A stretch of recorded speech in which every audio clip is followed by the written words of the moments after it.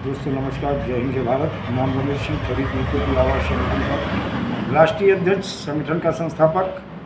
आज फिर आप लोगों के बीच में उपस्थित हुआ हूँ और उपस्थित होने के साथ साथ आप लोगों से अनुरोध करेंगे कि जिन लोगों ने अभी तक हमारे चैनल को सब्सक्राइब नहीं किया, चैनल को सब्सक्राइब कर लें, लाइक करें, कमेंट करें और ज़्यादा से ज़्यादा लोगों के बीच में शेयर कर दिया करें।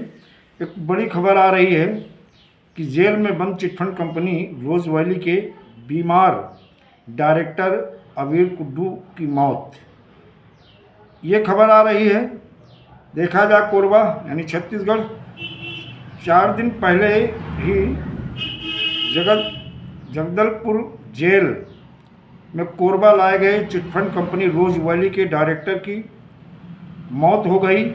स्वास्थ्य खराब होने की वजह से उसे जिला अस्पताल में उपचार के लिए भर्ती कराया गया था। मामले की जानकारी जिला प्रशासन व उच्च अधिकारियों को दी गई है। मूलतः कोलकाता निवासी अबीर कुड्डू 57 वर्ष एक चिटफंड कंपनी रोज़ वैली का डायरेक्टर था। उसके विरुद्ध वाल्को थाना में वर्ष 2015 में अपराध पंजीकृत किया गया था। ये जानकारी मिल रही है। दोस्तों, देखा जाए कि इतने लंबे समय से देख लिया जाए, ये मामला चल रहा है। हिंदुस्तान के विभिन्न चिटफंड कंपनियों, क्रेडिट कोऑपरेटिव सोसाइटी के बहुत सारे ऐसे पीड़ित कार्यकर्ता, जमाकर्ता, जबकि अक्सर हम बताते हैं इन चिटफंड कंपनियों, क्रेडिट कोऑपरेटिव सोसाइटी के जो विभिन्न कंपनियां हैं, लाखों लोग आत्महत्या कर चुके हैं। लगभग 5 लाख लोग आत्महत्या कर चुके हैं। बहुत सारे आत्महत्या की कगार पे खड़े हुए हैं। इस कंडीशन पे आ गए हैं। बहुत सारी कंपनियों की प्रॉपर्टी अटैच करके और सेल आउट भी हुई।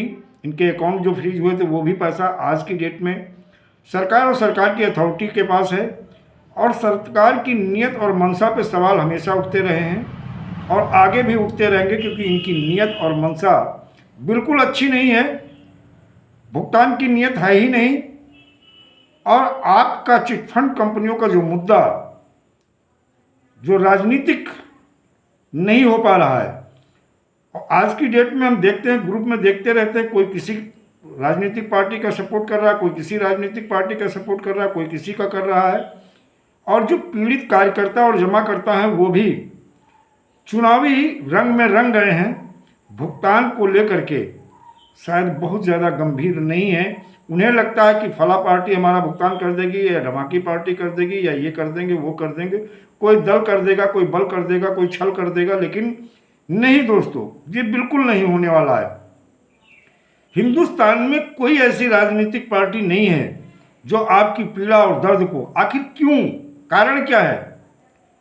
आज हम बीजेपी की बात कर लें तो इन्होंने भी अपने जो, जैसे हर राजनीतिक पार्टी के घोषणा पत्र होता है, इनका संकल्प पत्र है, इस चिटफंड मुद्दे को नहीं रखा।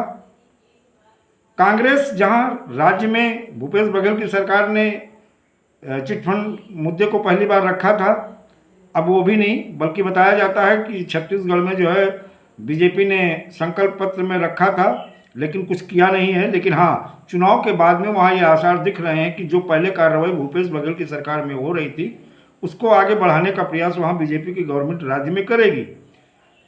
हमारी केंद्र सरकार हो या जो हमारी राष्ट्रीय राजनीतिक पार्टियां हैं, आखिर ये क्यों आपकी पीड़ा और दर्द को समझ नहीं रहे हैं। उसका कारण है, जानते हैं कि जब चुनाव का मामला आएगा हम नई नई इधर उधर की बातें, मूल मुद्दे से आपको भटका देंगे, आपको ऐसे लालच दे देंगे छोटे छोटे जो कभी पूरे होने वाले नहीं हैं, और हम आपका वोट ले लेंगे और आप बहक जाते हो, आप अपनी चीज़ों को भूल जाते हो, अपनी पीड़ा को भूल जाते हो। लेकिन जैसे चुनाव खत्म हो जाता है, ये राजनीतिक नेता, जैसे कहते हैं ना, चुनाव आता है तो कुछ राजनीतिक सांसद, विधायक या प्रत्याशी उनके वो घोषणा करते हैं, बड़ी बड़ी बातें करते हैं कि हम सरकार में आएंगे तो हम ऐसा कर देंगे, भुगतान कर देंगे। वो कहते हैं हम सरकार में आएंगे हम भुगतान कर देंगे, लेकिन ऐसा कुछ नहीं होने वाला है। और अभी जो सहारा का इस समय चुनाव चल रहा, सहारा का जो मामला आया, मैंने उसको बता दिया, ये भी एक जुमला है, एक धोखा है, एक छल है और एक कपट है। इसके अलावा कुछ नहीं है। इनकी नीयत और मंशा अच्छी नहीं। 25,000 करोड़ रुपया सहारा इंडिया का आज की डेट में पता लगा सेबी के पास था, 5,000 करोड़ रुपया रिलीज किया गया। 45 दिन में पैसा देना था, लेकिन क्या किया? कुछ नहीं। ये केवल मूर्ख बना रहे हैं। अगर वास्तविक में 100% भुगतान आपको चाहिए तो आपको स्वयं अपनी बुद्धि विवेक से अपनी पीड़ा दर्द को समझते हुए मतदान करना है। हम किसी राजनीतिक पार्टी का न विरोध करेंगे, न किसी राजनीतिक पार्टी के हम पक्ष की बात करेंगे, लेकिन 10 साल में वर्तमान सरकार ने आपके लिए कुछ नहीं किया है।